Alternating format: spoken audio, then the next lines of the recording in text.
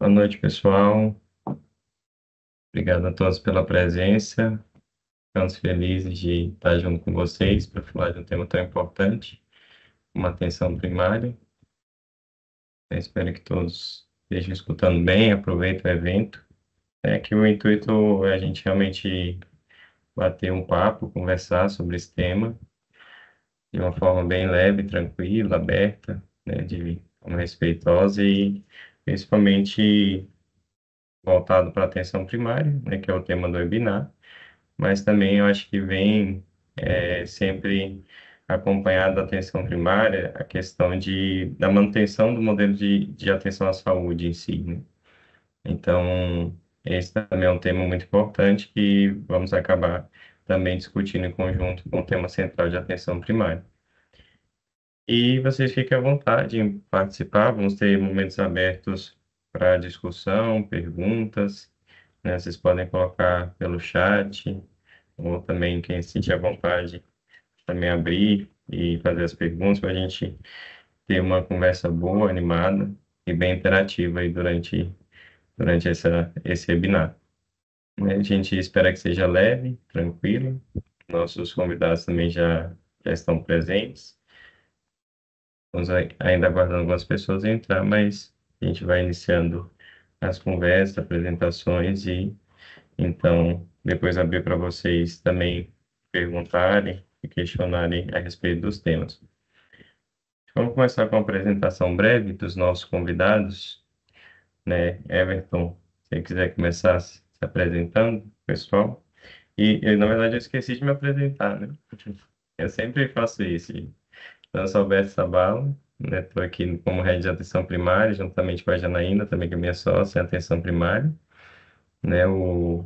E venho da trajetória de serviço público, ali numa região de saúde aqui do Distrito Federal, voltado para planejamento, integração, né, e também de projetos de aprimoramento da atenção primária, né, por meio de projetos de PROAD, e atualmente estou na saúde suplementar, é, na GEAP, né, que é uma autogestão, também na equipe de atenção primária, mas voltado mais para a parte de epidemiologia e de gestão populacional, né, para trazer essa visão ampla de carteira e subsidiar a construção e a estruturação da atenção primária. Prazer, sejam todos bem-vindos. Everton. Roberto, boa noite. Janaína, boa noite. Thaís, obrigado aí pelo convite. Eu acho que o movimento que a Global vem fazendo em todos os aspectos aí para o sistema de saúde é extremamente importante, porque vem empoderando não só o ecossistema, mas empoderando alguns segmentos profissionais. E vou falar como enfermeiro, é o primeiro movimento que eu vejo também de uma empresa que foca o enfermeiro como empreendedor, que eu achei muito bacana a iniciativa que vocês tiveram, mas principalmente agradecer a oportunidade de estar falando sobre atenção primária nesse momento em que todo mundo fala de atenção primária, né?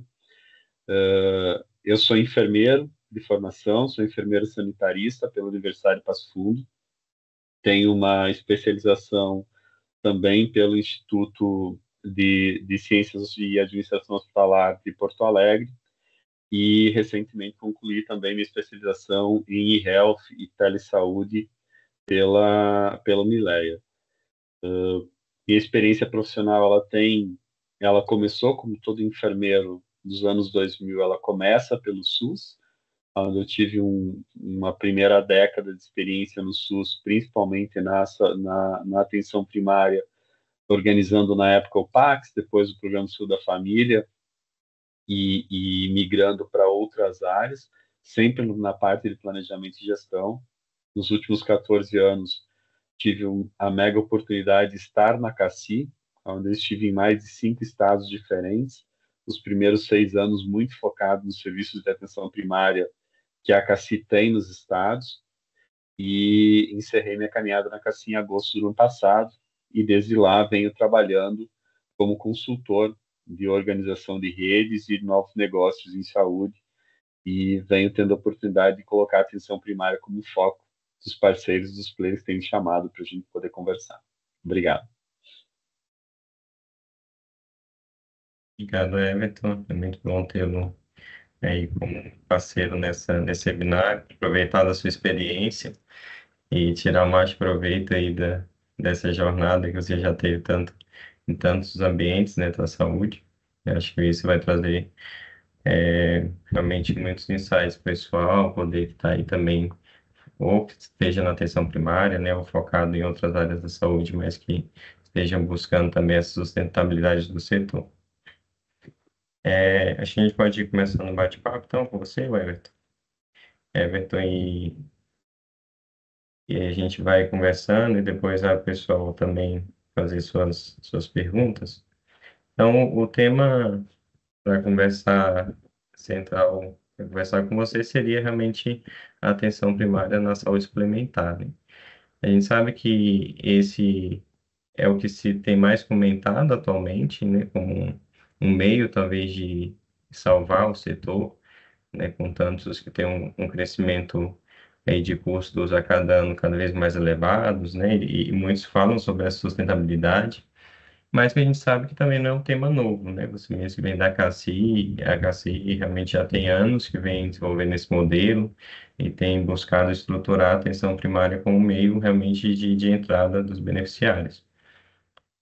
Mas, na sua visão, voltado mais para a atenção primária e também desses anos que você já teve contato na saúde suplementar, a gente sabe que na saúde pública, né, isso já é há muito estabelecido, apesar, por exemplo, no Distrito Federal, né, ser desde 2017, está relativamente novo, né, a Estratégia de Saúde da Família, mas que outros estados e já Minas Gerais, né, então tem muitos anos já vem sido estruturada a atenção primária, mas que também tem um modelo forte, a gente sabe dos desafios também, né, também no serviço público, mas que tem um modelo mais estabelecido, né, de realmente de uma estruturação, de toda a atenção primária. Mas como que você enxerga a atenção primária, que ela pode ser estruturada, integrada de maneira eficiente na saúde suplementar, né? E quais os principais desafios que você vê hoje para essa implementação? Bom, Alberto, essa é uma fala cara para mim, porque, enfim, eu venho de uma autogestão depois de 14 anos, que já tem um modelo de atenção integral à saúde extremamente bem definido nas suas políticas e já tem mais de 20 anos de aprimoramento do modelo ou de transições de modelo de atenção primária dentro da empresa. Mas, como a minha autoridade no sistema ainda está muito focada na atenção primária, esse último ano em que eu estou no mercado, eu fui convidado por várias vezes para falar sobre esse tema, e o que mais me deixa claro é que, embora os princípios e as diretrizes da atenção primária elas sejam fundamentais e elas são importantíssimas para reorganizar o modelo de saúde suplementar que nós temos hoje no Brasil, não existe um modelo único. Acho que esse é o primeiro fator que nós temos que ter clareza. Pensar que o modelo que é aplicado no SUS, por exemplo, ele vai se transportar simplesmente para um modelo de saúde suplementar, isso me parece que não é mais possível. Me parece que é um modelo que não se aplica do lado de cá. A outra coisa é que temos que entender quais são os ecossistemas que existem dentro do ecossistema da saúde suplementar. Visivelmente, os objetivos das operadoras ou dos segmentos de operadoras, eles não são necessariamente conflituantes com a atenção primária, mas eles muitas vezes têm desafios muito ímpares entre eles para poder funcionar. Quando a gente pensa na atenção primária, a gente pensa obrigatoriamente em longitudinalidade e nem todos os segmentos da saúde suplementar, nem todas as modalidades de operadora conseguem ser longitudinais a ponto de implantar, maturar e colher resultados de atenção primária que levam muitas vezes aí em torno de 3 a 5 anos para eles ficarem mais evidentes, né? O segundo ponto que tem sido muito bem tratado, eu acho, já pelo ecossistema de saúde suplementar e que precisa ser aprimorado é a questão da interoperabilidade, ou seja, um sistema que não é integral no que diz respeito a fluxo de assistência e à troca de informação, dificilmente ele vai conseguir fazer com que a atenção primária entregue a sua totalidade, né? Então, precisamos pensar como que essa rede conversa. Precisamos tentar entender como que essa rede se articula para entregar o melhor cuidado a partir da atenção primária. E uma crítica daí que é uma crítica muito profissional minha e técnica é com relação exatamente à questão da gestão. Eu entendo que hoje a maior parte dos gestores e a maior parte do que nós temos de líderes tentando implementar o modelo de atenção primária na saúde suplementar são líderes muito bem formados, muito preparados para atuar no SUS, que é um modelo universalista, que é um modelo que tem como lógica uma hierarquização de cuidado e que tem como lógica uma universalização de acesso. A saúde suplementar ela é o inverso. Eu até entrego uma universalidade de acesso, porque o rol cobre quase tudo, né? Dizer hoje que o rol não cobre todas as necessidades do beneficiário não é uma verdade, ele cobre praticamente tudo, porém ele não é hierarquizado. E a própria ANS perdeu oportunidades. Quando ela fez a 259, por exemplo, lá atrás, meados de 2011, ela poderia ter dito, olha, a garantia de atendimento é um direito, a operadora tem que ofertar, mas tem que ver qual o grau de hierarquia na rede dela que ela vai ofertar isso. Primeiro começando pelo generalista, depois indo para o especialista. Não. Ela simplesmente entregou a garantia de acesso daquilo que o beneficiário contratou. Então penso que a atenção primária é sim uma das soluções primordiais para a saúde suplementar sair dessa trilha ruim que ela está de resultado e que deve levá-la a um colapso, embora várias pessoas que eu concordo muito com a opinião dizem que ela não vai quebrar, e não vai, soluções surgirão para que financeiramente ela se sustente, mas o problema é que o colapso não é financeiro, ele vai ser assistencial ali na frente também, né? Mas ela é uma das soluções, mas que ela terá que ajustar-se a modelos diferentes, a depender da natureza da operadora, a depender do perfil da população atendida, a depender do grau de resolutividade que esses serviços de atenção primária querem entregar. Excelente, obrigado por ter explanado, né, toda essa visão referente à atenção primária, que realmente na saúde suplementar a gente observa isso, né, um acesso facilitado e que acaba dificultando a atuação da atenção primária nesse sentido. E você também comentou da questão dos que estão na gestão, né, hoje um pouco voltada para a visão assistencial do SUS, da atenção primária do SUS. Mas hoje a gente percebe também que a atuação da enfermagem na gestão, ela tem sido muito atuante, né? Você como enfermeiro, como que você observa essa questão da atuação da enfermagem na gestão da atenção primária e também como a equipe pode otimizar o cuidado do paciente, prestado ao paciente, nessa questão de gestão também do cuidado?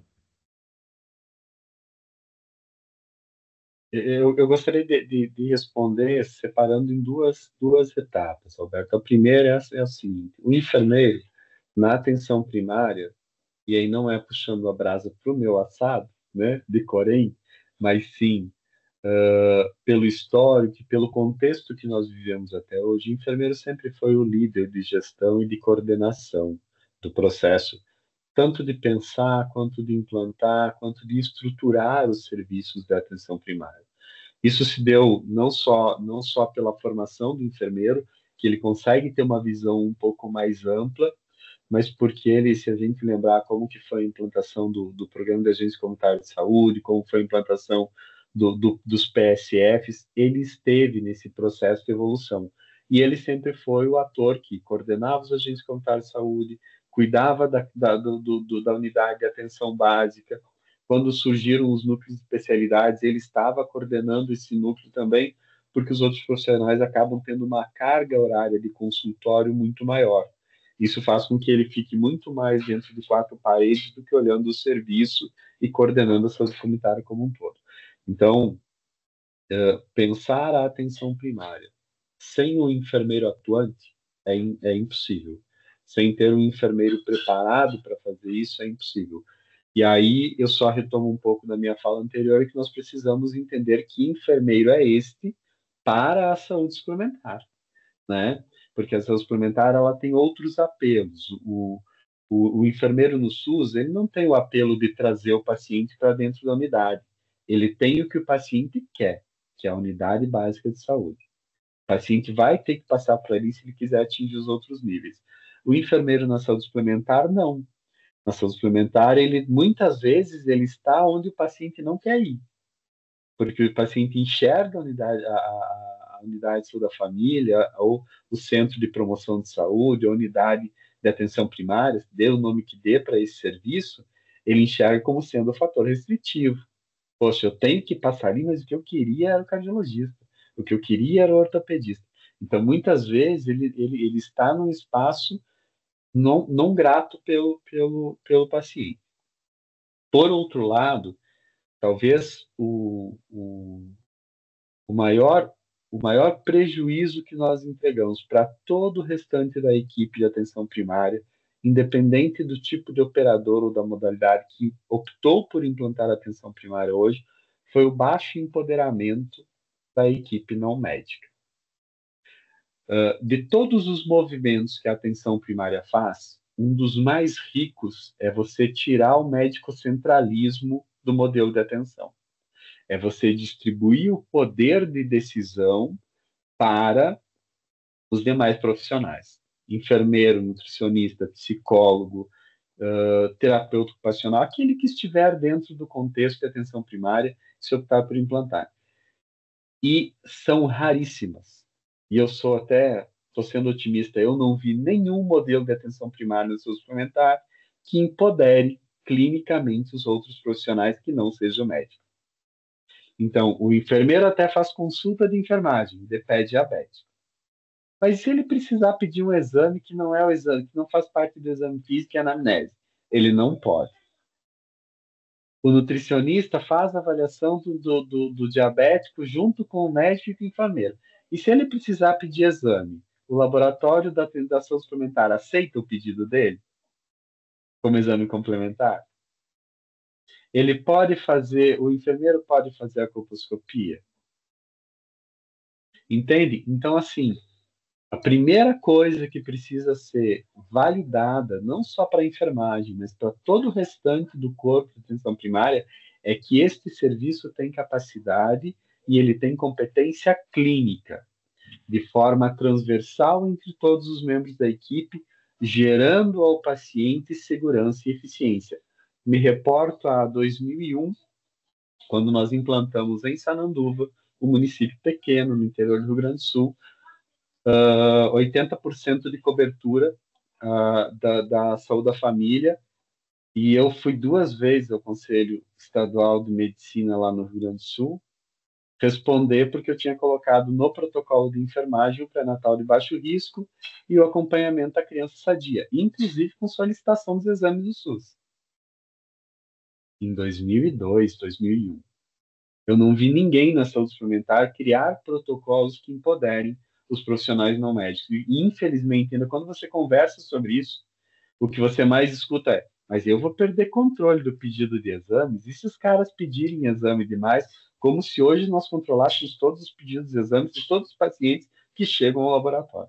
Então, assim, mais do que nós enxergarmos o enfermeiro e os demais profissionais como atores de gestão, eu acho que precisamos na saúde suplementar, que precisa ser vista como competente a resolver os problemas da saúde suplementar no Brasil, é que essa equipe seja clinicamente competente, reconhecida legalmente por seu ator, seja a operadora, seja o serviço que o contrata, porque o protocolo, as leis das profissões todas permitem que eu faça, desde que o protocolo esteja assinado pelo responsável, que é responsável técnico pelo serviço. Realmente é um desafio a gente conseguir empoderar a equipe multi, né? E aí você comentou dessa gestão do cuidado pela equipe multi, né, também de alguns aspectos clínicos de acompanhamento, e aí nos remete um pouco a respeito das linhas de cuidado, né, por exemplo, do diabético, onde o enfermeiro faz consulta do pé diabético, e a gente pensa em não só ali na atenção primária, desse manejo clínico e também da equipe multidisciplinar do paciente, do beneficiário, mas a gente pensa também na experiência do usuário e também nessa fragmentação do cuidado que existe na rede. A gente sabe que isso ocorre hoje. Mas como que você acha que a atenção primária ela pode contribuir para reduzir essa fragmentação do cuidado da saúde e também promover um atendimento mais contínuo e realmente um atendimento integral, né? Que consiga ver ali o paciente como um todo.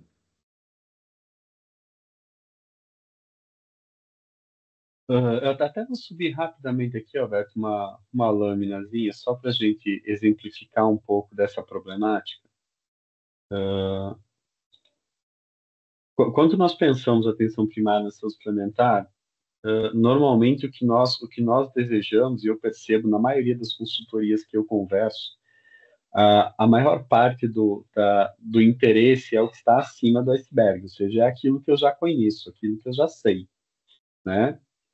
E normalmente o que eu sei é que eu quero criar um serviço muito atrativo para o paciente, porque o paciente está louco para ir para atenção primária, que eu preciso ter uma equipe multiprofissional preparada e essa equipe vai resolver os problemas que chegam ali na frente, que eu vou trazer um alto nível de satisfação para o cliente e ele está esperando isso porque ele vai realmente se sentir coordenado, acompanhado, monitorado dentro daquele aspecto positivo da palavra, que eu vou ter uma redução de consumo na rede, porque, enfim, todo mundo valida que a atenção primária reduz, ou melhor, que a atenção primária resolve até 80% dos problemas comuns de saúde, e que eu vou estar atuando dentro de protocolos de qualidade, e isso vai promover a adesão dos usuários, né?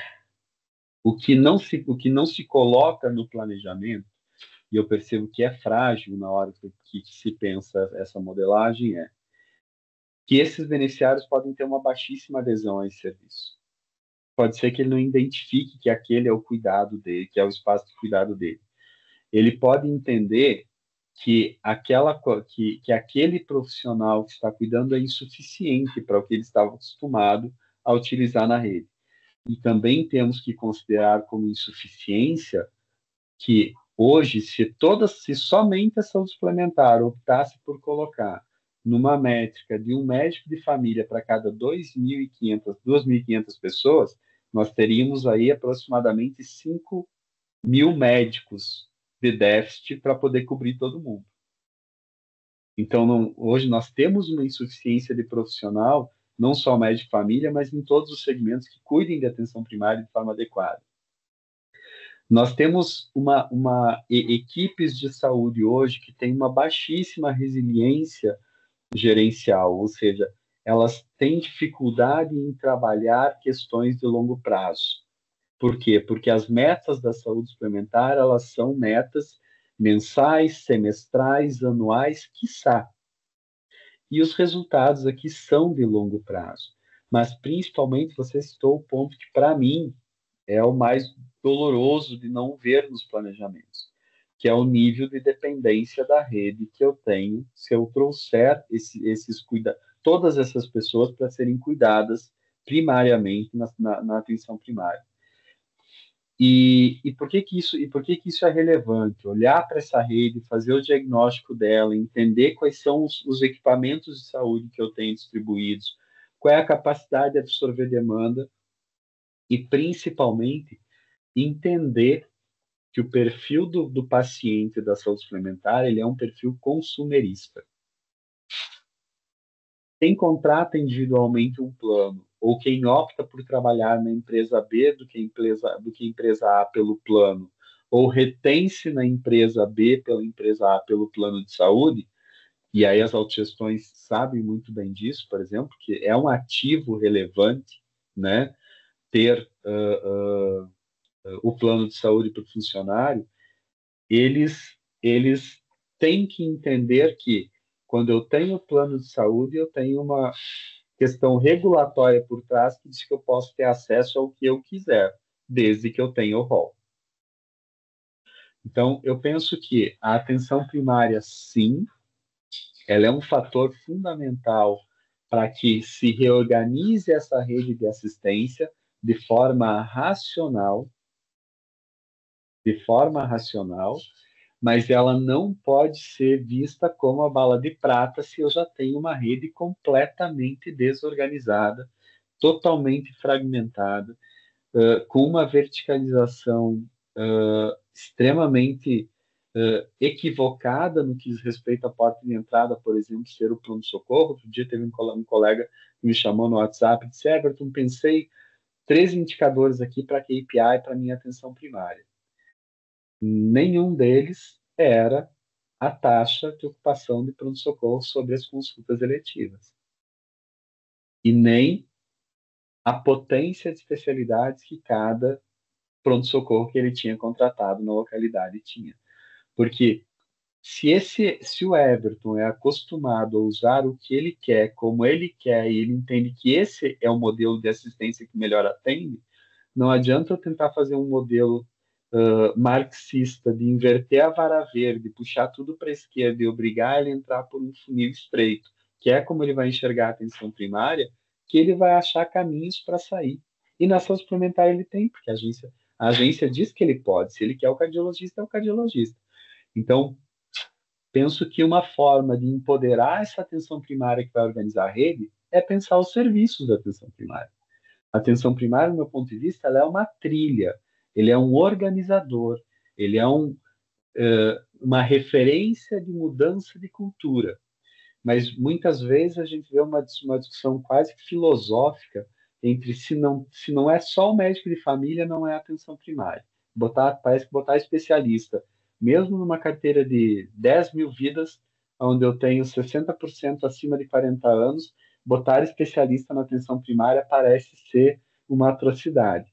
Não. Se for com base em gestão populacional muito bem referida, ter especialista lá é o caminho para que ele opte por esse serviço e não pelo outro. Que eu atraia ele para cá e mostre que um serviço racional em exames, racional em consultas, resolve tanto quanto o outro que gasta mais sem necessidade. Então, penso que um modelo de atenção primária ele tem que atender às necessidades e ao perfil do usuário. E hoje o que a gente vê muitas vezes é uma tentativa forçada de ou obrigar o usuário a usar um serviço que ele nem tem afinidade nenhuma e que não é para isso que ele foi ao mercado buscar o plano de saúde, ou colocar um modelo tão oprimido na sua estrutura que me parece que muitas vezes é só para dizer que ele não funciona.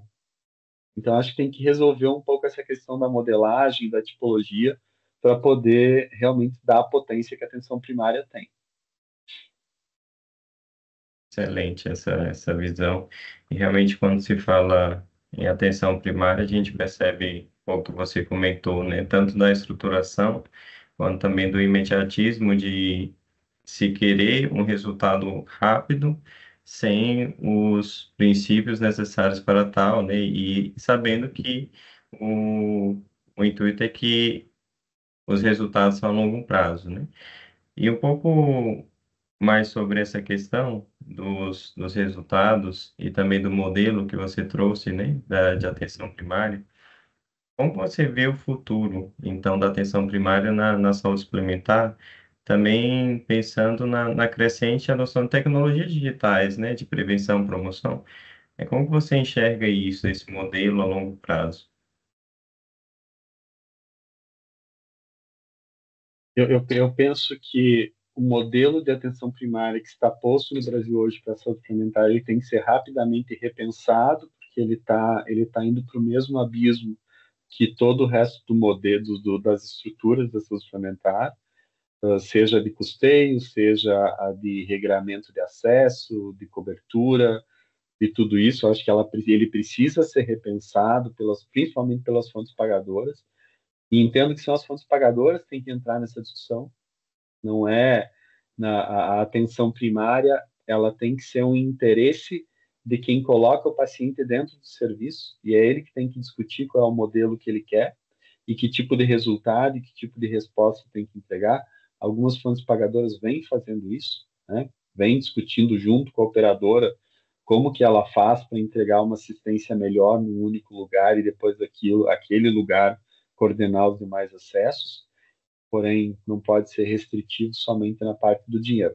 Se fosse somente pela parte do dinheiro, o Reino Unido e Canadá não teriam. Tem um trabalho da OCDE recente que mostra que Reino Unido e Canadá cresceram em despesas acima de 100% nos últimos 20 anos. E são sistemas maduros, calçados em boas estruturas de atenção primária, porém que têm as suas fragilidades específicas de cada modelo, que não é o nosso tema aqui. E não vejo mais esse futuro, seja um modelo de estrutura ou de organização que a atenção primária venha a dar para cada gestor de rede na saúde suplementar, sem a tecnologia extremamente embarcada no serviço. E aí nós discutimos recentemente as questões de PEP. PEP já é coisa do passado, porque hoje a gente sabe que ele é basicamente um repositório, mas hoje nós temos que ter muita tecnologia embarcada em IA. Essas tecnologias, elas têm que gerar, independente do nível da IA que nós estejamos falando, mas elas têm que gerar muita eficiência ao serviço e muita satisfação ao beneficiário. No serviço, nós temos com a tecnologia uma oportunidade gigante de tirar aqueles fazeres pesados do médico, do enfermeiro, de estar repetindo planilha, repetindo dado, tendo que fazer 20 ligações para o Alberto se convencer que ele tem que vir no serviço. A tecnologia traz essa potência do serviço ser muito mais eficiente, porque vai usar muito mais aquilo que é caro na competência profissional. Tem até um framework que eu publiquei no LinkedIn que mostra um pouco o comparativo de duas realidades entre uma estratificação de risco de diabetes com tecnologia, sem tecnologia e aonde que a tecnologia cria essa eficiência. Isso é extremamente importante que a gente saiba usar. E por parte do usuário, do beneficiário, é muito a questão da satisfação mesmo, é saber que isso aqui que eu estou usando no braço me ajuda a me entender melhor e como que isso traz de contrapartida para a operadora, para o serviço, como que eu me relaciono mais próximo com o meu médico sem ter que ir até o médico várias vezes no mês, porque muitas vezes os protocolos são excelentes. Mas já pensou tirar da tua realidade 30, 40 minutos, ou em São Paulo, 2 horas para você ir ver teu médico a cada 15 dias? Então, a tecnologia vai trazer essa possibilidade do médico estar atento ao que está acontecendo com o paciente, sem esse desconforto e obrigatoriedade do paciente e do médico ter que estar se encontrando fisicamente, investindo um tempo que para eles poderia estar sendo feito, estar sendo utilizado para outras coisas, inclusive na sua qualidade de vida, inclusive no seu plano terapêutico singular.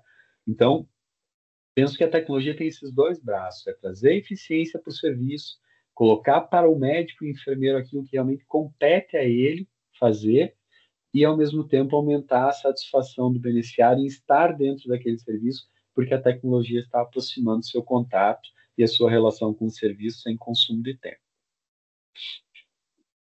Excelente a gente saber realmente usar bem a tecnologia ao favor, tanto dos profissionais como do beneficiário usuário que quer essa facilidade, né? E a gente personalizar esse cuidado é muito importante. E aí, voltando numa questão, foi até o Thiago levantou aí no chat, ele comentou que na clínica em Florianópolis, os enfermeiros já estão habilitados à prescrição sobre protocolos pré-definidos e com apoio da equipe médica. Só que o maior desafio é cultural, onde os próprios pacientes, os participantes, ainda não compraram essa ideia. Daí gostaria de saber sua opinião sobre de como disseminar essa atuação. Aí é água mole em pedra dura, tanto bate até que fura, ou é encher de estrelinha em cima da consulta da enfermagem, criar curiosidade, promover um grupo que possa ser frequentador assíduo, que vá. É exatamente o que o Thiago foi, o Thiago Coronas até que colocou. O Thiago é um amigão meu, a gente trabalhou junto na KC por muito tempo.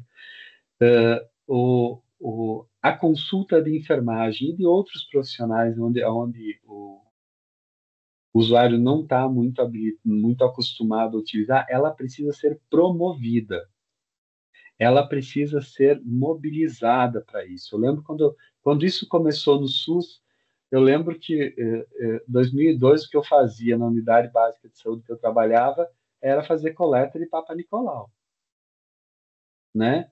Quando a gente começou a colocar à frente do paciente o pré-natal de baixo risco e começou a dizer para as mulheres que ela só precisava passar com o médico de família na primeira consulta e na sexta consulta, e depois ela iria para o obstetra se necessário. Isso foi um drama dentro da unidade básica de saúde na época. Não porque tinha o ginecologista que ia lá, o obstetra que ia lá toda semana fazer consulta. Aí nós fomos lá e vinculamos um benefício. Olha, a gestante que fizer as 9 consultas de pré-natal, porque naquela época o ultrassom não era como é hoje, era uma coisa mais cara, média complexidade na veia, que fizer dentro desse protocolo aqui, a gente vai pagar 2 ultrassons durante a gestação. Por quê? Porque naquela época não tinha esses pré-natal, que conforme você cumpria o protocolo, você tinha uma rendinha a mais que vinha para o município. A gente pegou aquela renda, que é aquela verba que vinha para o município, e alocou em comprar ultrassom, alocou em comprar outras coisas, colocar no kitzinho da gestante, fazer caderneta, essas coisas. Então, assim, a gente precisa fazer esse movimento constante. Lembra que eu coloquei lá embaixo? Que o gestor em saúde suplementar para atenção primária, ele tem que ser resiliente. Ele vai tentar ofertando a consulta, ele vai vir só 5 pessoas, ele vai vir... Então, tem que fazer esse movimento constante mesmo, tem que empoderar, porque eu acho que mais difícil do que você ficar insistindo nisso para o cara conseguir é você insistir no método onde o enfermeiro faz toda a consulta e no final da consulta ele olha para a paciente assim, agora só espera só um pouquinho que eu vou pegar a assinatura do doutor aqui no carimbo daquilo que eu fiz. Já pensou que horrível isso? Não, não, mas por que você precisa do carimbo dele? Não, não, fica tranquila que eu sei o que eu fiz, eu só preciso do carimbo dele. Entende? Então, entre os dois, vai na persistência, vai criando mecanismos de atração, vai criando benefícios, vai criando o dia D da consulta de enfermagem, vai trazendo as crianças para fazer criança sadia, vai empoderando esse profissional que é questão de tempo. Se você fizer tudo isso, é questão de tempo, vai acontecendo, não tem jeito não. Que bom. Tiago, felicitou pela resposta. Então, realmente, a gente precisa criar mecanismos para que vejam realmente o benefício, né, e os resultados. Porque a gente sabe que o profissional é altamente capacitado. E aí, quem também tiver pergunta e ou quiser colocar no chat, ou quiser também levantar a mão aí no Teams também para fazer, pode ficar à vontade, né? Não se acanhe. Aqui realmente é um bate-papo, é para a gente conversar. Então, se vocês tiverem alguma mais pergunta, agora ou também no final, vocês podem ir colocando aí que a gente vai encaixando na conversa. Mas mais agradecer, Everton, pela explanação. Só antes, vamos escutar o Jean, quer fazer um comentário, uma pergunta? Pode ficar à vontade, Jean. Boa noite, Alberto. Boa noite, Everton. Então, na verdade, algumas perguntas e até alguns comentários eu poderia fazer, mas o Everton já falou muito bem sobre essa questão do engajamento mesmo da comunidade em relação a essa oferta de produtos e serviços, ainda que na saúde suplementar, né, diferente de uma realidade SUS. Mas eu sou enfermeiro de formação também, e eu lembro que na época dos meus estágios em rede básica, existia muito uma. Na verdade, era uma cultura até da própria instituição que eu fiz o estágio, de eu questionar a enfermeira do Papa Nicolau, por exemplo, Everton, como você falou, tipo, de quando ela via alguma alteração visível no colo do útero daquela pessoa, se ela não fazia colposcopia. E ela me disse que não, que na unidade a colposcopia era feita só pelo médico. Eu falei, como assim? Mas a gente é habilitado para, porque na minha graduação eu tive aula eu fui capacitado para fazer colposcopia. E isso é uma atribuição de enfermagem. Então ela falou que na unidade isso não acontecia, que existia um dia específico, como a Everton falou, que o ginecologista ia na unidade para fazer só esses exames que eram encaminhados. Eu falei, aí depois eu fiquei pensando assim, questionei com a minha professora na época, se isso é uma realidade da minha universidade ou se todas as universidades também ofereciam esse tipo de aula, porque é um método simples. É só uma extensão do preventivo, né, na verdade, que a comunidade costuma chamar de preventivo completo, mas que é apenas um complemento. Então, eu acho que para além dessa questão da comunidade, e é até conscientizar a própria equipe de que a gente é capaz de fazer isso e não realmente fazer uma consulta completa, como as consultas de enfermagem dentro da APS acontecem, e a gente realmente depender de uma única coisa do médico para validar aquilo que a gente já fez. Mas parabéns, Everton e Alberto também pelas falas. Realmente de fato é um desafio a gente entender a APS como ordenadora do cuidado e saindo um pouco desse modelo biomédico hegemônico que a gente ainda tem. Obrigado, Jean. Bela pontuação nesse caso, né? Se também quiser comentar a respeito também dessa parte também da educação e empoderamento da própria equipe, né, na atuação. Não, e eu acho que o Jean trouxe um exemplo que eu gosto de ver os momentos de disrupção, né? Até ontem, colocando ontem como um ano e meio atrás,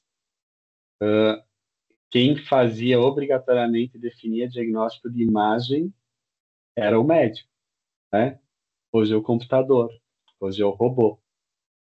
Então, esses movimentos de disruptura e de hegemonia e de poder e de corporativo, eles têm que ser oportunizados por todas as categorias.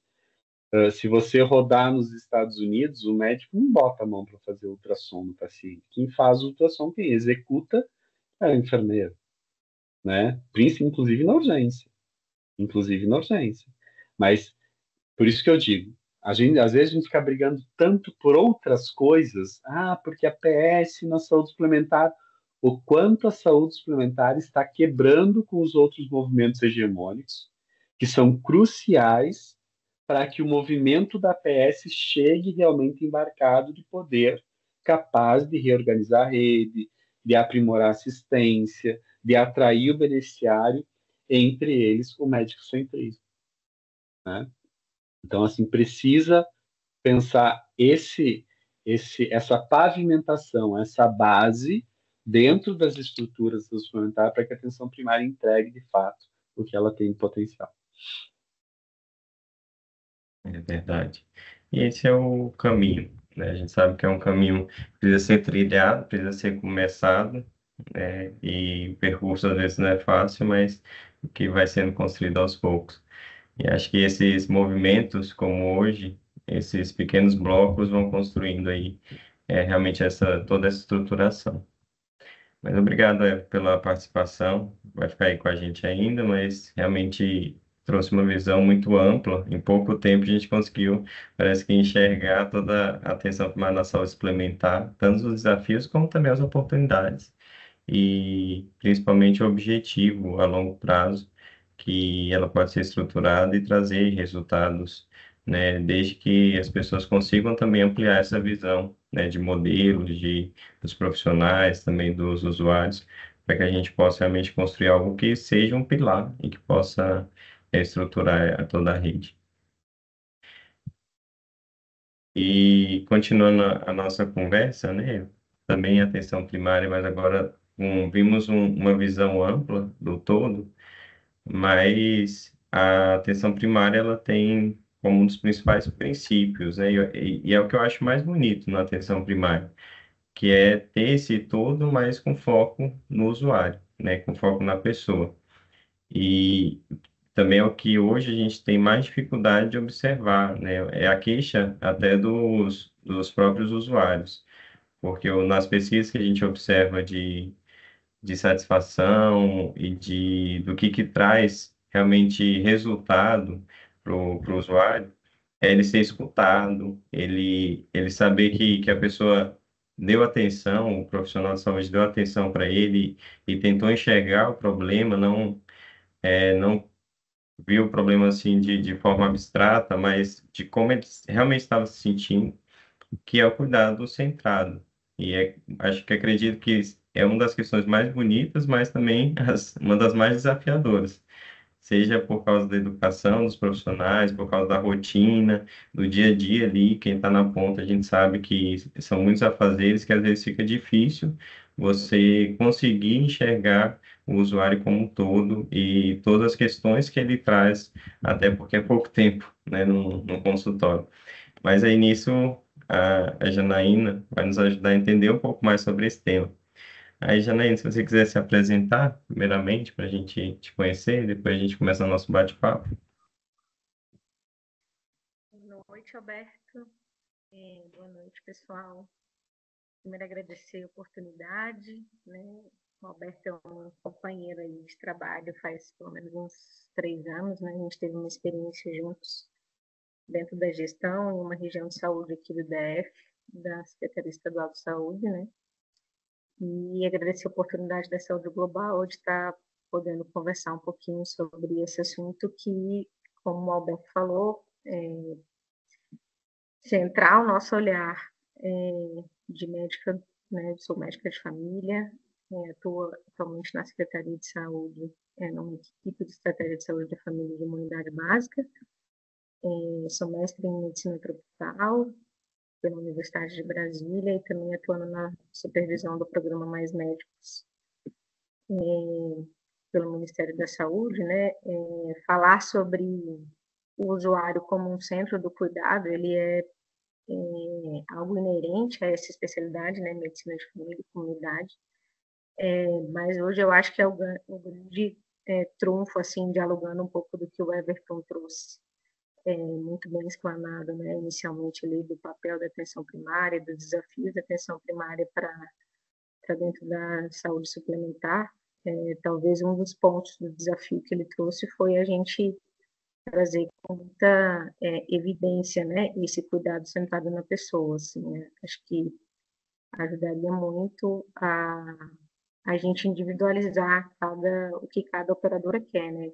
O Everton também falou muito bem isso, no desafio das operadoras de implementar a atenção primária, mas o que cada operadora quer, né? Qual que é a vontade daquele usuário, né, que exige ali daquela operadora um serviço. Então, acho que o cuidado centrado da pessoa pode ser uma das vias, né, desse desafio que o Everton trouxe.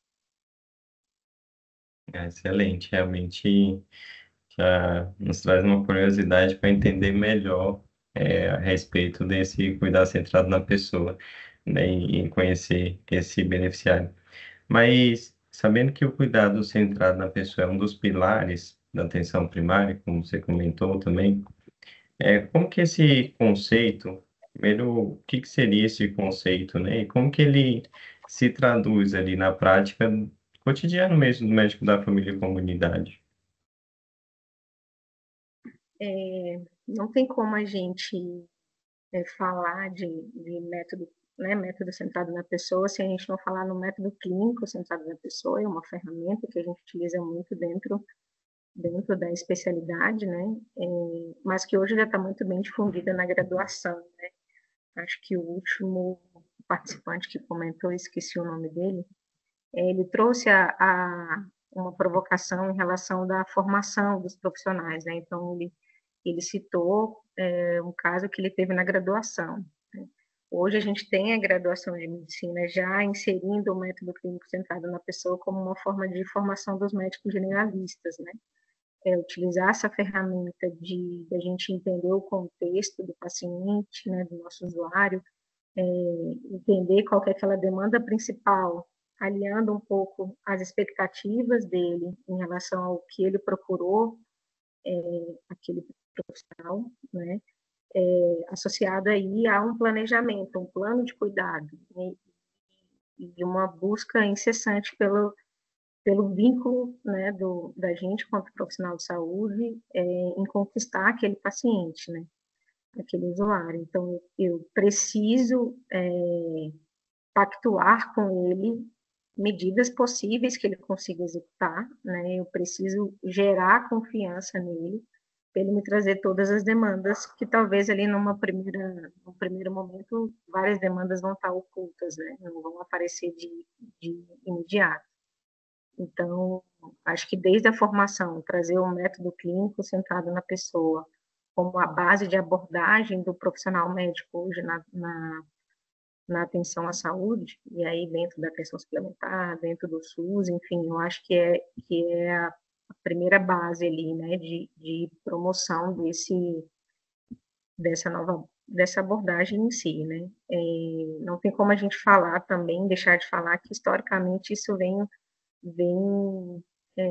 um conceito que vem desde do ano 2000, né, em que a Escola de Medicina começou a entender, né, o Instituto de Medicina começou a entender que o modelo biomédico não é um modelo que estava muito atraente para a população, né.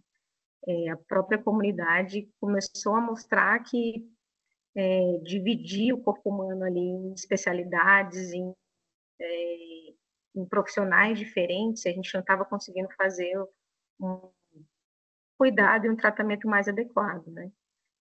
A partir disso, a gente vem com essa proposta de um cuidado centrado na pessoa. Qual que é a expectativa dela, né? O que que ela quer de mim? O que que ela quer do profissional de saúde ali, para que a gente possa proporcionar um cuidado mais efetivo, mais oportuno, né, com equidade, né, quantitativa e com qualidade. Então, a gente vem, eu costumo dizer, principalmente para os alunos de graduação, e, né, a gente chegou num extremo, né, de repartição ali de especialidades diferentes. E a gente viu que tanto a parte da ciência quanto a própria população entendeu que não quer ser cuidada nesse formato, né.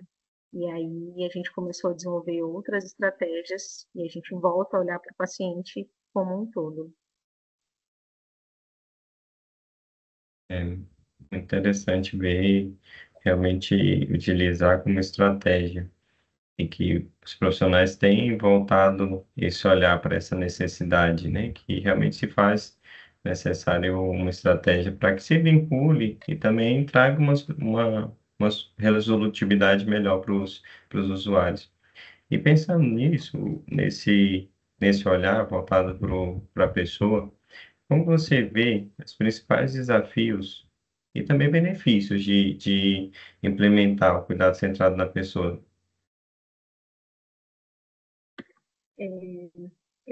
Everton, vou dialogar muito com o que você trouxe, né? Eu acho que você trouxe pontos muito provocativos, assim, da atenção primária, né? E acho que você trouxe algo muito importante, né? Que reformulação eu preciso ter dentro da APS para que ela seja melhor aplicada, né?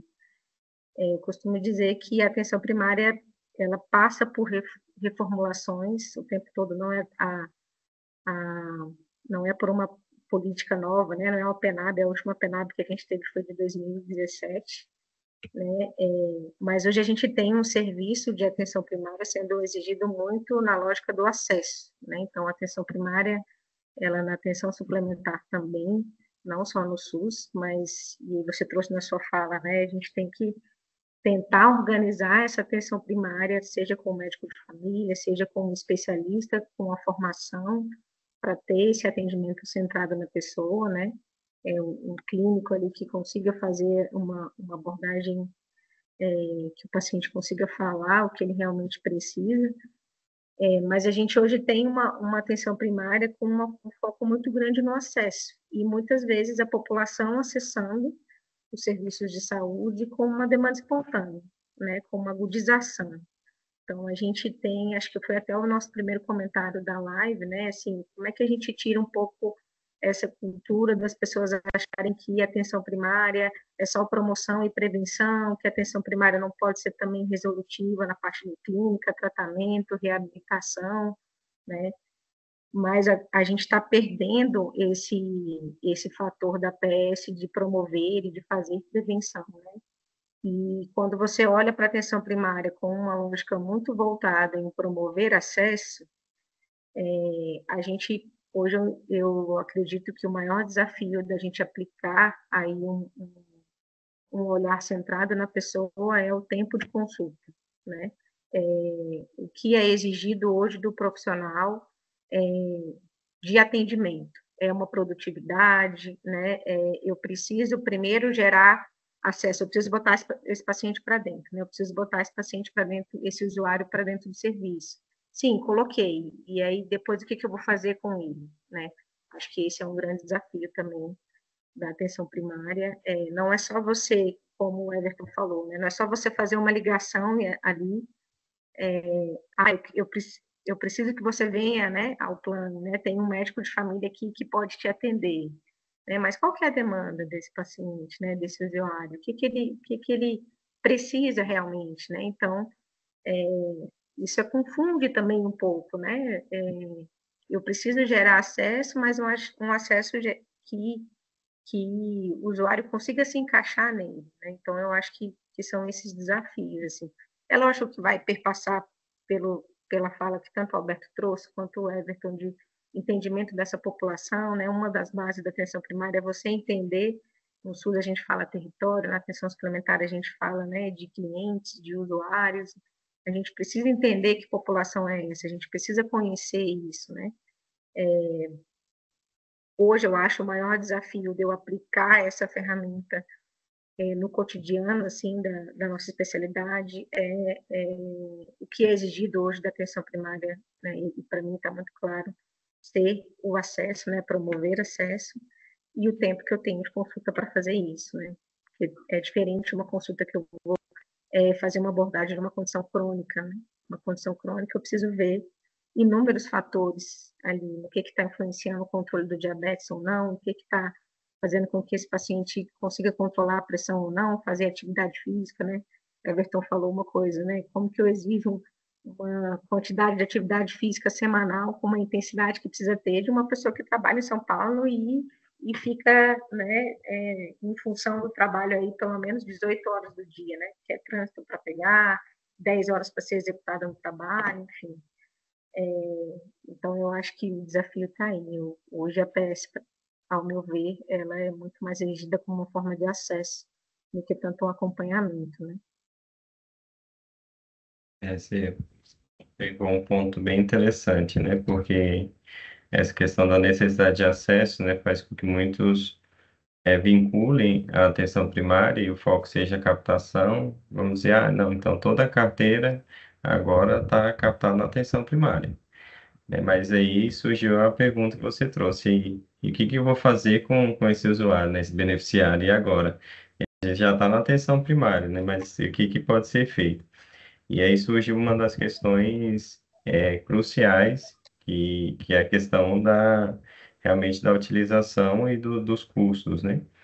E é como você vê que a APS, ela então pode contribuir para realmente melhorar a coordenação do cuidado, né? Então esse usuário foi captado, ele está vinculado a uma atenção primária, a uma equipe, e como que essa coordenação do cuidado ela pode acontecer e aí sim evitar o uso excessivo de serviços de alta complexidade, né? Porque a gente sabe que ele vai necessitar, né?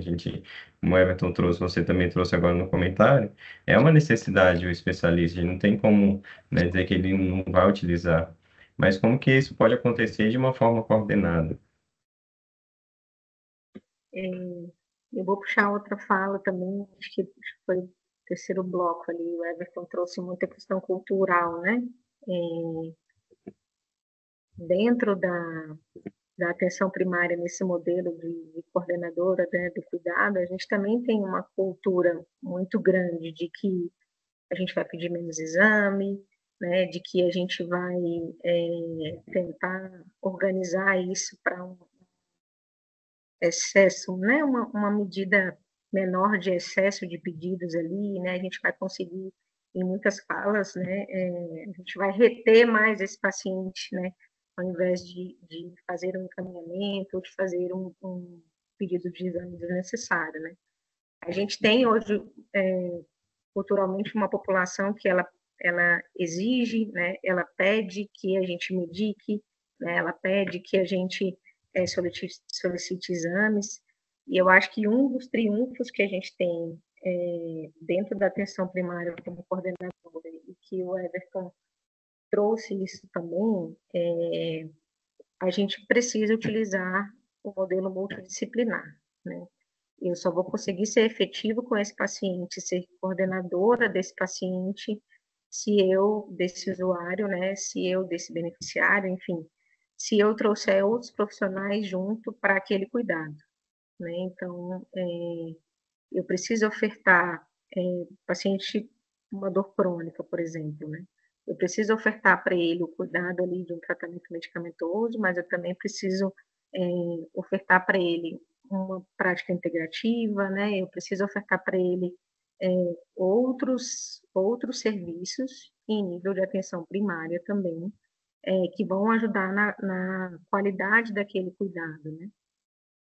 Isso eu falo em relação às linhas de cuidado de atuação, não estou falando da forma verticalizada, né? Estou falando na forma mais horizontal ali. A atenção primária ela precisa dialogar muito bem com esses especialistas que vão apoiar naquele cuidado específico, né? Então, eu não vejo a atenção primária como coordenadora se eu não também desenhar linhas de cuidado, né, dentro desse tema em si. Porque assim eu vou conseguir oferecer dentro daquele plano de saúde, né, dentro daquela operadora, o que ele quer alcançar, quais são aquelas metas, né? A gente precisa trazer também para dentro dessa visão de coordenadora de cuidado, quais são os indicadores que eu vou avaliar, né? Isso precisa estar muito bem encaixado ali dentro do planejamento. A atenção primária também faz esse papel, né, de apoio do planejamento no diálogo ali aos outros níveis de atenção, né, aos outros equipamentos que vão estar dentro da proposta ali da operadora, né? Eu acho que no micro, dentro do cuidado, a gente precisa atuar de uma forma multidisciplinar, né? E aí ser médica e escutar o que foi né, relatado, né, o que foi falado previamente, o quanto a gente tem um modelo ainda médico centrado, né, o quanto as relações individuais dentro de uma unidade básica, que eu acho que ainda é um pouco menos de quando a gente vai para a área hospitalar, né, isso se reforça muito dentro da área hospitalar, mas a gente tem ainda entre os profissionais de saúde esse reforço do médico como centro do cuidado, né? E é o dia a dia ali que faz a gente ir desconstruindo isso, né? Essa consulta, uma consulta ela pode ser compartilhada com as duas pessoas discutindo o mesmo caso dentro do mesmo consultório, e não o relato que o Everton trouxe, né? Ah, eu só vou ali pegar o atestado com o médico, né? Eu fiz todo o atendimento, mas eu vou ali pegar o atestado, né? Então, acho que no micro a gente precisa muito avançar, sim, no compartilhamento desse cuidado, né? E de uma forma de organização de serviço, a atenção primária como um local estratégico que precisa estabelecer metas e que pactuação que vai fazer com as outras especialidades para que essas metas sejam alcançadas, né? É verdade. Eu acho que casa bem o comentário da Aline Brito, que com sua fala, é que ela comentou que tem bastante resistência dos próprios médicos especializados com os médicos da família, né? Que eles têm tentado mudar essa cultura, mas ainda tem muitos beneficiários que reclamam sobre o acesso aos especialistas. Como você acha que pode ser feita essa comunicação com o beneficiário para a gente tentar minimizar, né, essa questão? Ele possa entender melhor como que é essa dinâmica, né, da atenção primária e especialidade. Bom, eu acho que minimamente duas estratégias, né? Uma estratégia para fora, que é a estratégia de divulgação, de aprimoramento do que é essa especialidade, né? Qual que é a ideia do médico de família e aí talvez puxar essa ideia do cuidado centrado na pessoa, né? como a gente falou previamente, assim, uma cultura muito bem estabelecida de você procurar um especialista, e aqui em Brasília a gente utiliza muito o termo especialista focal, né? Então, a gente tem muito essa cultura e a gente precisa divulgar mais sobre isso, né? Criar estratégia de recompensação, como o Everton trouxe, né? Estratégia de divulgar mesmo, né? Propagar mesmo essa especialidade. Uma outra estratégia que seria para dentro do nosso serviço é o quanto esse especialista está validando também a atuação do médico de família, né? Se eu tenho um especialista que ele reforça a necessidade, olha, não, isso aí o médico de família que vai te acompanhar, ele está me auxiliando a ver se você está conseguindo controlar a pressão ou não. Você não consegue acesso a ele mais fácil do que a mim, então a gente precisa que tenha um diálogo único entre todos os profissionais ali daquela linha de cuidado, para que a gente tenha reforço também desse que culturalmente tem uma aceitação melhor, né? Então, eu acho que podem ser duas estratégias em relação a isso, né? Mas é lógico, individualizar ali dentro da sua operadora, individualizar dentro da sua clínica, eu acho que talvez seja o primeiro passo, né? É verdade. Eu acho que reforça essa questão, né, que também o Everton comentou, que hoje também tem alguns modelos surgindo de hub de serviços, né, onde a gente tem uma equipe de atenção primária, mas tem também uma equipe de médicos especialistas vinculados, de uma forma talvez, né, não cheguei a ver ainda em forma de circuito, mas que possam ter acesso e que essa comunicação ela possa ocorrer ali de uma forma mais facilitada, né, entre médicos da família e médicos especialistas. Realmente seria um modelo mais confortável para o beneficiário usuário estar ali e ter um acesso conforme a necessidade dele, né, não conforme uma demanda esporádica. Realmente fosse um modelo mais factível. E aí entra nessa questão também que o Jean comentou, que hoje tem se falado muito da experiência do usuário, né, e também da fidelização dele. E aí, como você acha que a equipe e uma unidade, né, básica de saúde ou né, um centro de cuidados, como que isso ela pode contribuir para essa boa experiência e essa questão de fidelização mesmo, dele ter como referência aquela equipe, né, de buscar numa necessidade aquela equipe?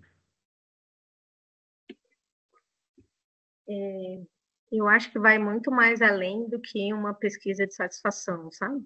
Assim, a gente precisa. A gente tem uma mania muito difícil, e aí a gente trabalhou juntos no planejamento, né, na Região Leste, da gente produzir coisas e não dar feedbacks, né, de não mostrar o resultado, né.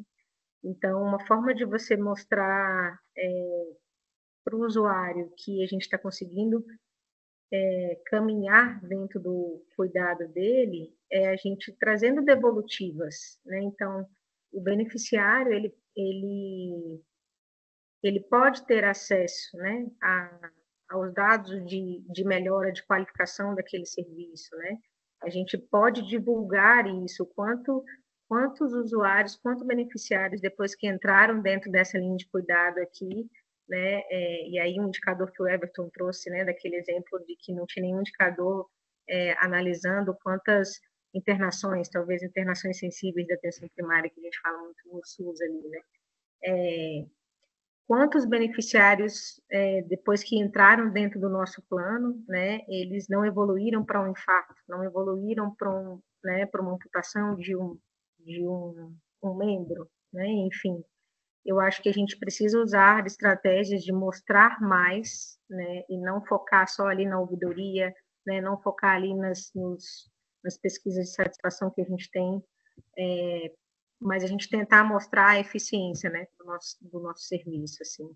Eu acho que isso seria uma estratégia possível de ser feita, porque dado a gente tem, né, esses acompanhamentos a gente tem também. Uma das ideias do serviço é avaliar, né, avaliar o serviço a partir, né, da efetividade que a gente está tendo daquela linha de cuidado ali. e a gente conseguir mostrar isso para o nosso beneficiário, né? Eu acho que isso pode ser uma oportunidade muito positiva, né? E além de todas as outras propostas que a gente tem de divulgação também, né? De como é o modelo, qual que é a proposta que a gente tem de organização de serviço, né? O beneficiário ele vai entrar, ele vai ter acesso a isso, a isso, a isso, porque a gente quer que ele chegue a esse resultado. É verdade. E acho que tem um receio inicial de mostrar questões clínicas, resultados clínicos e de impacto, mas são indicadores que precisam ser discutidos, né? E se a gente quer que a, tenha adesão à causa, todos têm que conhecer os resultados disso, né? Seja inicialmente ruins ou bons, têm que ser discutidos de uma forma aberta, para que a gente possa ver os resultados e desfechos, né? Medir esses desfechos mesmo que não inicialmente, mas que depois passe a ser discutidos e mensurados realmente, porque são muito importantes, né? E dados, como disse, temos dados, né? Falta realmente a gente parar, sentar, estruturar realmente esse planejamento, né? E os indicadores para que se possam ser, então, passíveis de coletados e analisados. Agradeço, Janaína. Agora a gente abre para discussão e acho que agora vale uma discussão mais geral, né, entre todos. Podem ficar à vontade também, os que estão aí participando, de perguntar, comentar também. E eu achei interessante essa questão, né, que o Marcos trouxe, que é como lidar e gerenciar com os custos advindos à implementação da APS, muitos deles necessários em primeira análise, né?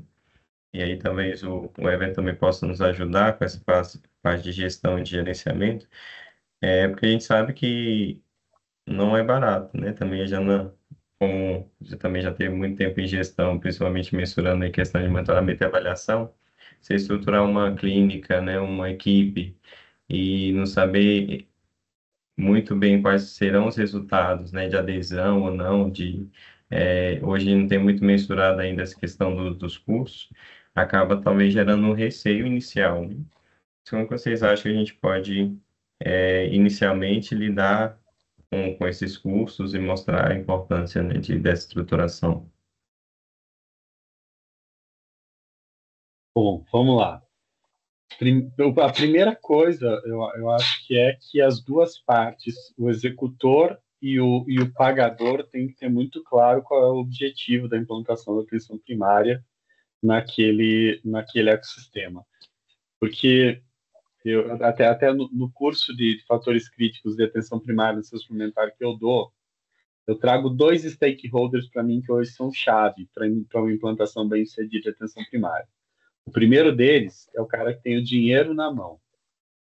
O segundo deles é o cara que vai utilizar o serviço. Se esses dois stakeholders não tiver clareza do porquê é que aquele serviço de atenção primária, por que aquela estratégia de atenção primária está sendo implantada, é fadado ao fracasso. Por quê? Porque quem tem o dinheiro na mão, se ele não entender que o resultado não é para o todo, é para a parte, qual da parte que vai ser primeiro investimento e depois recuperação, qual a parte que não é atingível, que eu não tenho como atingir, eu implantar atenção primária para evitar custos caros com medicação para doença rara.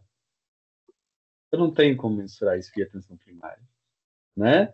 Então, assim, tem que ter essa clareza muito forte da fonte pagadora de qual é a parte. E o segundo é por parte do usuário mesmo, e aí toda aquela atmosfera que está no entorno dele, pensando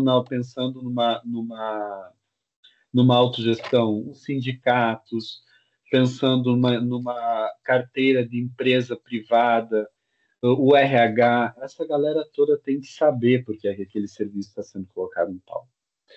O segundo aí tem variáveis que estão um pouquinho fora do controle dependendo da situação.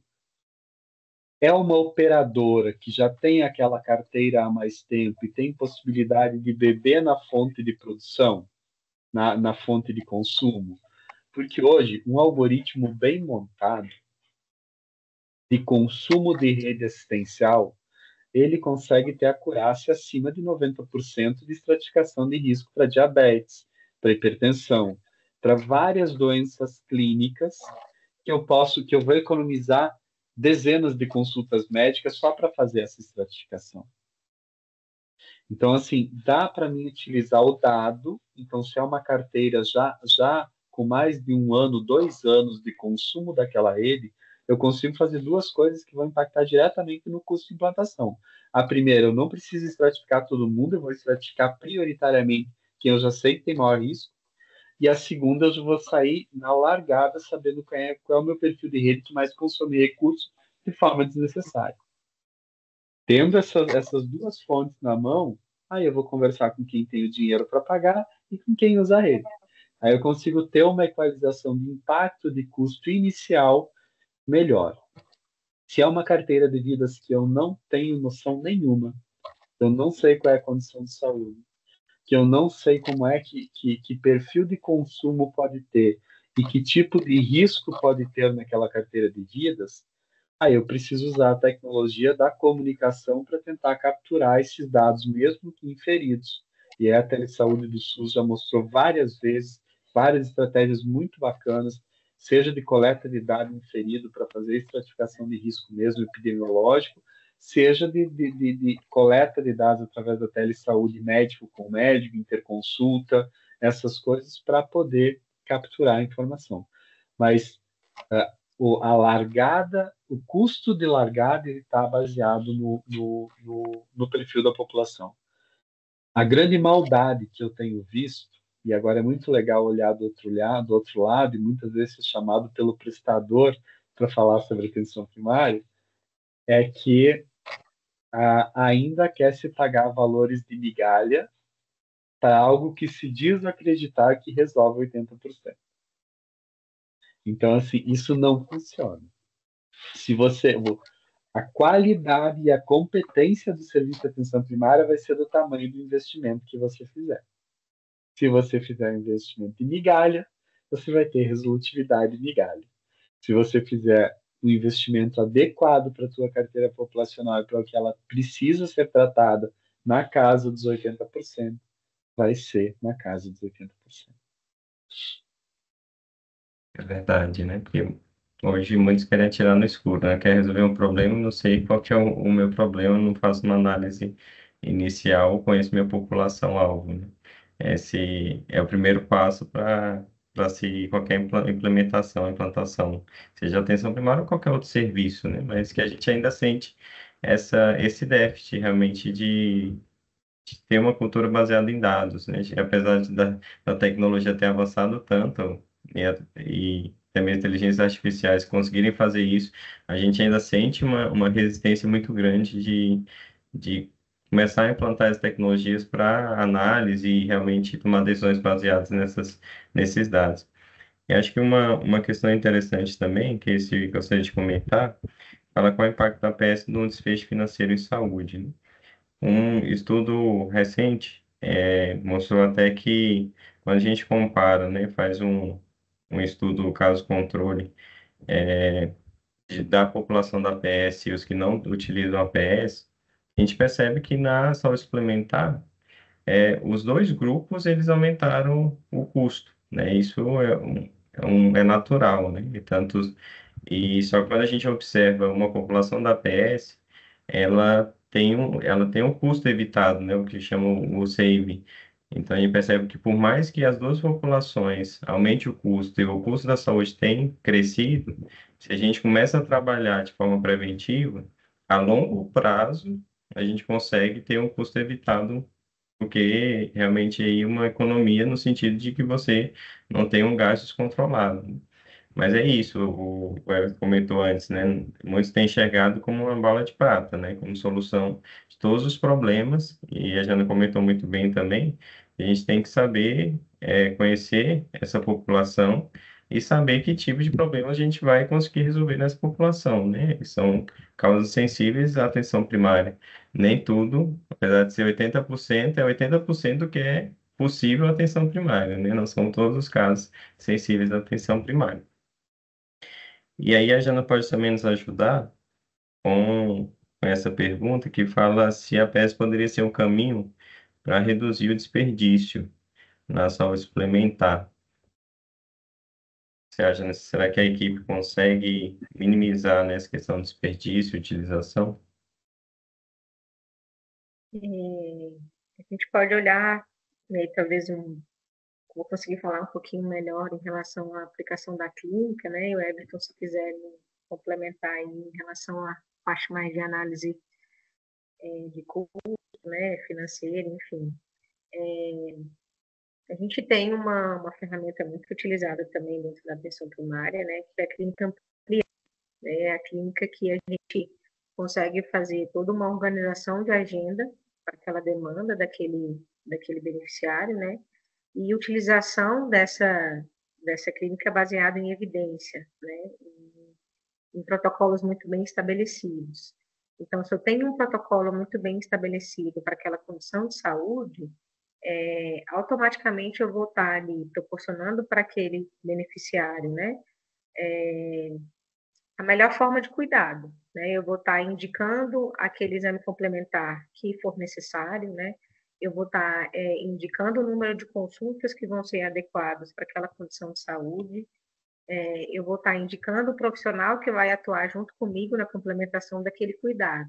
Então, olhando da parte da clínica, dentro da atenção primária, utilizando o conceito de clínica ampliada, eu consigo sim reduzir os desperdícios mais básicos que a gente tem aí, que é o alto índice, né, de solicitação de exames, os encaminhamentos, né, e voltando um pouquinho do que a gente falou, né, utilizar o usuário como centro do cuidado, eu vou conseguir identificar melhor aquela demanda dele, né? Vou encaminhar menos, vou solicitar menos opiniões de especialistas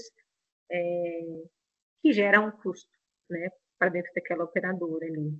E, além disso, né, conceito final lá, né, dessa linha de cuidado, né?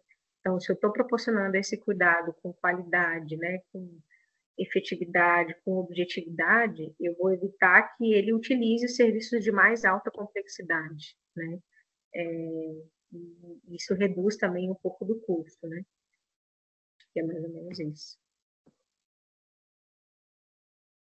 Agora assim, Jana, sabe que tem uma coisa que eu fiquei um pouco cético nos últimos 5 ou 10 anos, assim, porque um dos temas de casa principal no que diz respeito ao desperdício, eu penso que ele passa pela clínica. Obviamente, não existe um protocolo equivocado que vá usar exatamente o que é necessário para aquele paciente.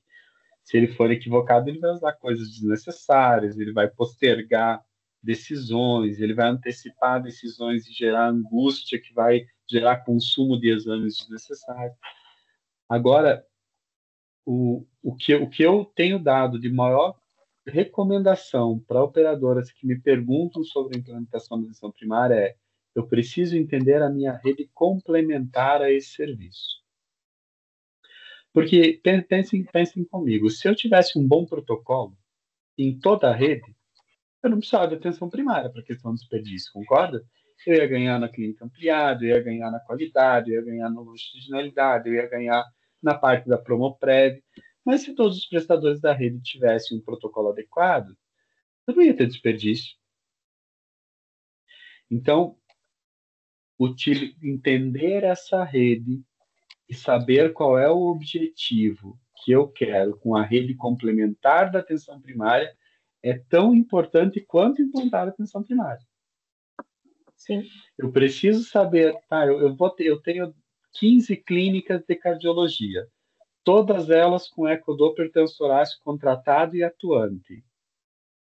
Qual é a minha expectativa? Que essas 15 clínicas executem este exame. Sim. Porque senão eu não as contratava. Só que o que eu vejo que é uma antítese de sucesso é assim: as operadoras contratam as 15 clínicas e têm esperança que somente 2 façam o exame. O cara gastou no equipamento, ele gastou no exame, o paciente chegou lá para fazer risco cirúrgico asa 1, asa 2, com o cardiologista que nem precisava, que era o médico de família que podia fazer, ou um médico generalista, ou o próprio anestesista. e ele acha que ele não vai fazer o ectodoto sensorásico, mais a esteira, mais, não é?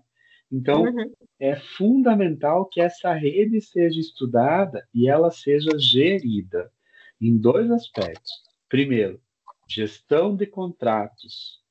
Gestão de contratos. Segundo, gestão de interesses. Não dá para mim esperar que uma grande rede hospitalar que tem como interesse distribuir dividendos ao final do ano, seja ela o CNPJ que for, que ela vai reduzir produção de um ano para o outro para atender minha atenção primária. Ela não vai fazer. Não é do e é porque ela está errada. Não, é o business dela. O business dela é aumentar a receita para gerar dividendo, para aumentar acionista, é isso. Esse é o mote de negócio dela. Então, se eu quero uma rede racional, eu tenho que procurar outros parceiros que tenham interesses compatíveis e racionais como o meu. Então, a gestão de rede e a gestão de custo pós-implantação para evitar desperdício, ela é fundamental. E ela passa por essas duas questões. Ela passa por gestão de contrato e ela passa por gestão de interesse. Se não fizer essas duas coisas, esquece, vai matar a tua atenção primária no quinto ano, porque ela não vai te entregar o resultado que você espera no que diz respeito ao desperdício. Porque tu tem uma rede que precisa consumir e ela precisa pagar o preço do equipamento que ela comprou. E ela vai pagar. Não tem jeito não, né? Verdade. E se a gente vê se o Edivaldo se sentiu contemplado com as respostas, né? Edivaldo é o CEO da Saúde Global, mas realmente a parte clínica, né? Alinhada com a estruturação da rede, isso é muito importante. Eu acho que vale depois uma discussão, né, dessa questão de dimensionamento da rede, que eu acho que isso é pouco ou nem falado hoje, de adequação da rede à população, né? Se a gente vê estruturações de atenção primária, às vezes, sem conhecer a população, quando a gente pensa na especialidade, na estruturação de rede, ainda mais está distante de ser alinhado com as necessidades da população, né? E a gente sabe se não andar os dois juntos, a gente não consegue ter resultados satisfatórios com a parte clínica e a parte de rede. Isso é muito importante. Quem sabe no próximo bate-papo a gente começa a discutir e aprofundar essa parte, né, de dimensionamento da rede alinhada com a parte clínica de atenção primária da população. Mas agora a gente encaminhando para o final, né, agradecer a todos os participantes aí que colocaram suas contribuições. Foi bom também, o pessoal levantou questões importantes na discussão, né, para a gente conversar. E é bom quando a gente vê os comentários e todo mundo participa junto, né? Agradecer também o comentário do Marcos, né, pelo elogio aí pela organização e condução. Mas a gente gostaria de agradecer a vocês pela participação, né? O objetivo era esse, a gente fazer uma conversa boa sobre esse tema. E agradecer também o Everton, a Janaína, por terem essa de prontidão aceitado, né? A gente fazer essa conversa. Acho que essa troca de experiências é fundamental, seja de áreas, né? De equipes e também de divisões diversas. Acho que isso engrandece muito as discussões, faz realmente ajuda no crescimento e na estruturação da atenção primária. E deixa aí aberto para vocês também fazerem seus comentários finais. Ana, fica à vontade. Ladies first.